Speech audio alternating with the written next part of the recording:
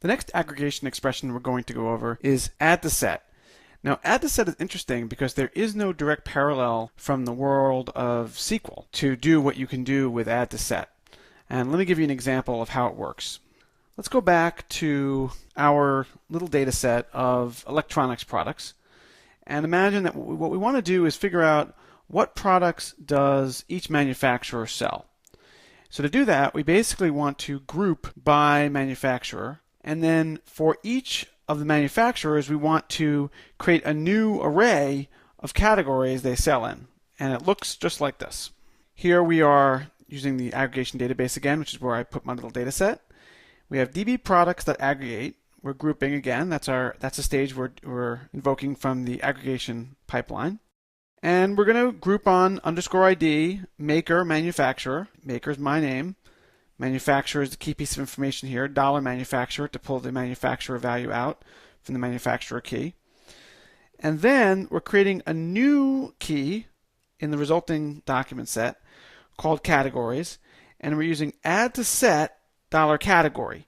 And if you recall, each of these documents had a category. And what this will do is it's building a new set of documents grouped by manufacturer, and if the category is not in this category's array, it's going to add it. addToSet adds it only if it's not already there. And the answer we get looks like this. So this will give us documents for each manufacturer, which I called maker, like Google makes tablets, Amazon makes tablets, Sony makes laptops. They make other things too, but not in my data set. Samsung makes tablets and cell phones. And Apple makes laptops and tablets. They also make cell phones, but I didn't put it in the data set.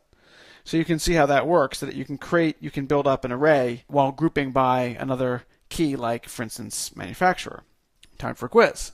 Now you're going to write a query using addToSet. This uses the zip code database, the population by zip code that we've been using in the last few problems. You can see it in the using sum quiz if you're not familiar with it. And I showed you some data out of that data set. Again, you can download it to your computer if you want.